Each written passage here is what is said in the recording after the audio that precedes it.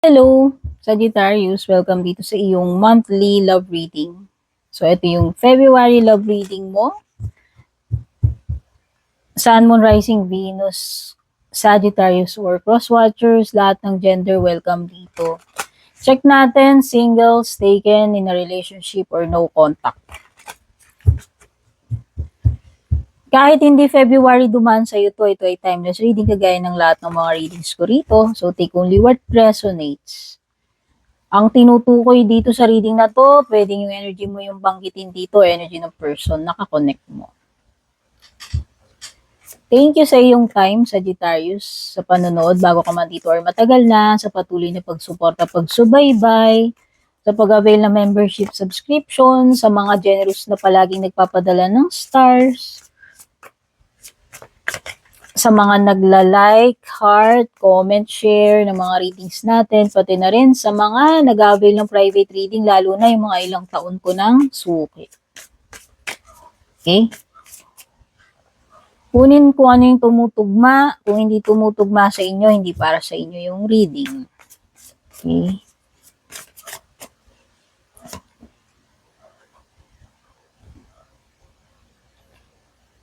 Single. Binlock. Binlock ka ba neto person na to?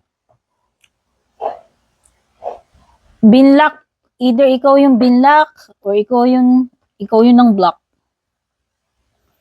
Ginost, binlock, na-restrict, sinot out, or sinilent treatment.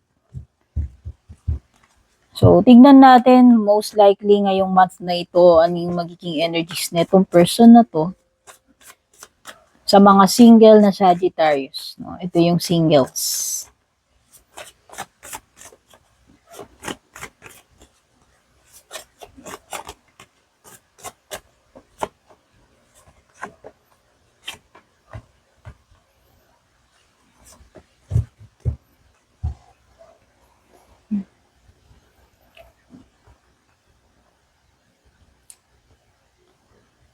Pwedeng may Gemini, may Virgo, Cancer, Scorpio, Pisces, Aries, Leo, Sag.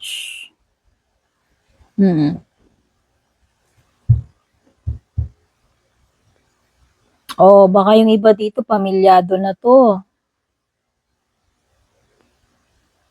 Kung sino man yan. O baka yung kadil nyo pamilyado. Kaya pala. Kasi ikaw yung single dito eh. Baka ito kadil mo pamilyado. Whether alam mo yan o malalaman mo pa lang o hindi mo pa talaga alam. Kasi iba, alam mo, yung mga napapansin ko, alam nila na taken na, alam nila may asawa na, pero ang kakapal pa rin ng muka, pinipilit. Sana hindi ka kasali dun, Sagittarius, no? Kasi, kasalanan yun.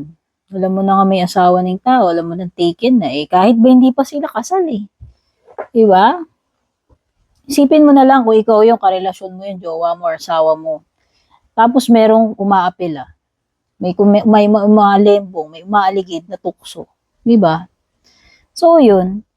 Kaya ka siguro binlock nito. So, mukhang ikaw, binlock mo siya or binlock ka niya, pero ang energy kasi ng person mo this month, ito yung mga tinatanong ko, itong person na to. Pwedeng taken na siya. Pwedeng, kung hindi man siya kasal, taken na. And mukhang matagal na sila nung person niya.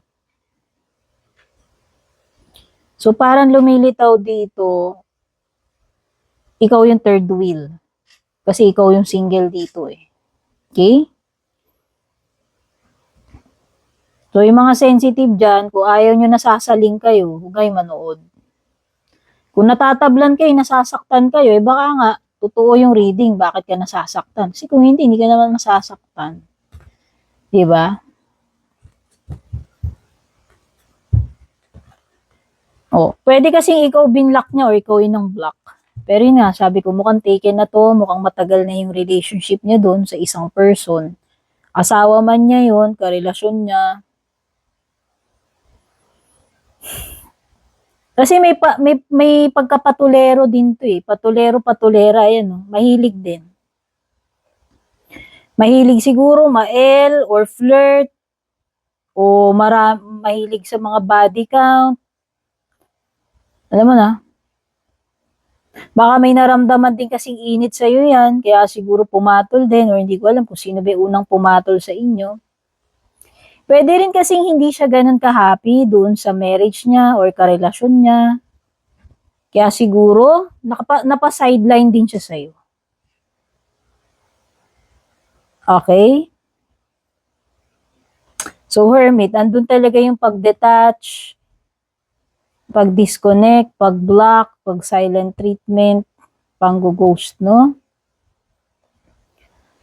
But may tendency pa rin na kontakin ka pa rin ito uli itong whole month na ito kasi ito ay monthly.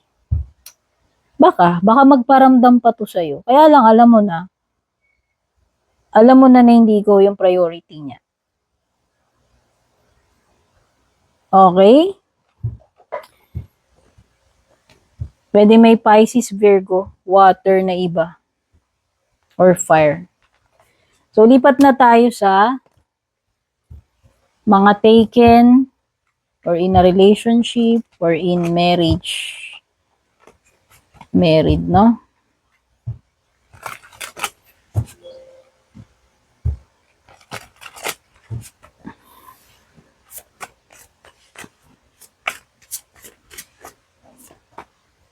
Nothing adds up. Oh, inconsistency, suspicion. Ako, mukhang may problema ngayon dito sa inyong dalawa. So, ito na yung para sa mga taken in a relationship o baka mga kasal na Sagittarius. Mukhang meron kang something na naaamoy dito sa person mo, jowa mo, asawa mo, karelasyon mo. Parang nagiging, etong month na ito, magiging lalo ka pang mapapuzzle, lalo kang mapapaisip, mapaparanoid, magiging suspicious kasi meron siyang mga inconsistencies. And, ang lakas ng intuition mo na alam mo yun, mafe-feel mo talaga na parang there's something fishy, there's something going on etong month na ito with your person. Tingnan natin, ano ba yung mga energies na itong person na to ngayong month with Sagittarius. Sa mga Sagittarius na taken in a relationship.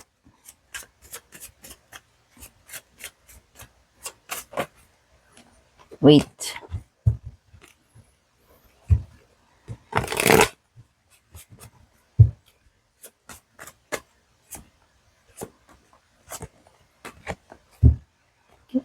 Mga zodiac signs na lumilitaw dito, pwedeng merong Libra, Pisces, or any sign na mataas yung intuition. Pero pwedeng may Taurus, Libra, Gemini.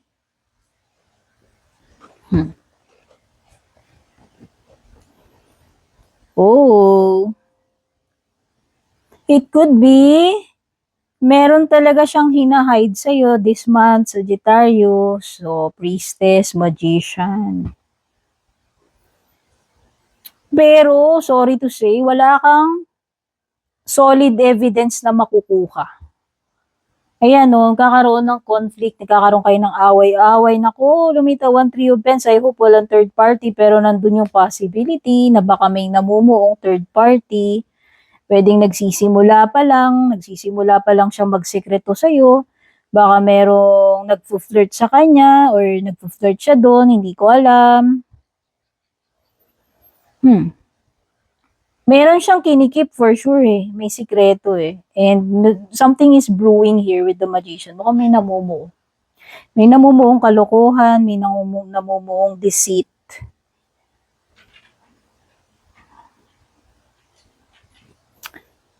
Pero mukhang wala kang mapipiga dito sa person na to and mukhang maingat siya. Wala kang makukuhang evidence this month. Ewan ko lang sa mga susunod.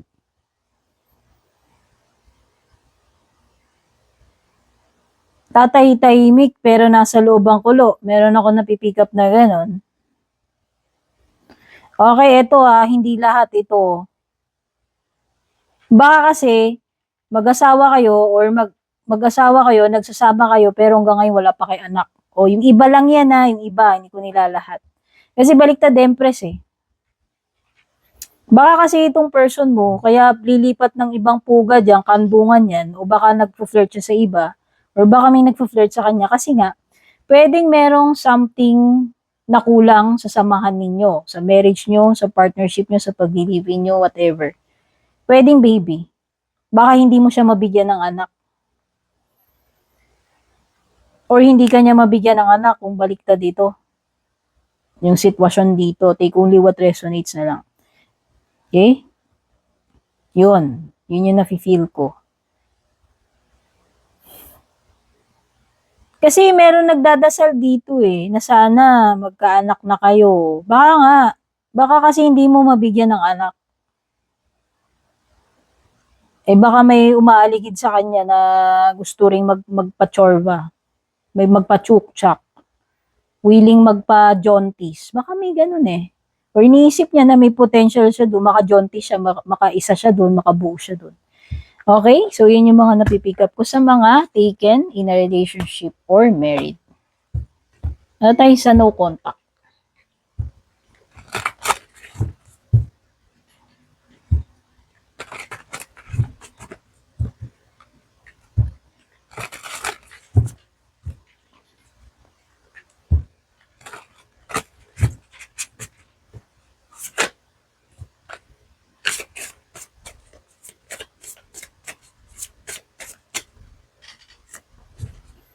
No contact. Okay. Block and bless.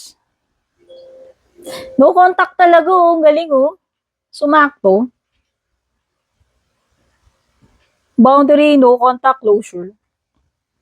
O baka ito ni closure na hinintay mo. Tingnan natin kung anong mga lalabas na energies this month dito sa no contact mo. Sagittarius. No contact ni Sagittarius. Ano yung mga energy na itong person na to sa kanilang dalawa itong month ng February or kung kailan niya mapanood tong reading. 1. No contact talaga. Oh, Death Card. Oh. 3 major cards. So, may Scorpio. Pwede rin may Gemini or other air signs or fire.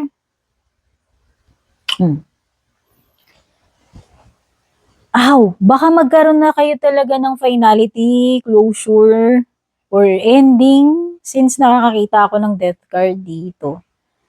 Yes, a cycle. This cycle will be closing. Kakaroon ng ending, magkakaroon na ng pagtatapos ng cycle sa love life mo. Hence the block and bless. Feeling ko lang, itong ending na to, pagbablock na to, kasi pwedeng binlock mo siya or binlock ka niya. Hindi ko alam kung sino sa inyo yung ng block. Ayan talaga, disconnection, paglayo. Cutting the connection na ito. So mukhang for good na to. Kung sino man yung nag-block dito sa inyo, mag-usap man kayo neto or hindi, yan na yung closure. Yan na yung ending, yan na yung closure na hinintay mo. Kasi merong something dito. Kung binlock ka niya, blessing na yun. Yun na yung sign, yun na yung closure. Or pwede rin namang ikaw ang nag-block. So, feeling ko lang, itong pang-block na to, kung binlock ka niya, itong ending na paparating na to this month could be, yan na talaga, pagtatapos na yan na yung answer, yan na yung closure, maliwanag na sign. Okay? Yan na yung blessing in disguise sa'yo. O pwedeng iba sa inyo, LDR kayo.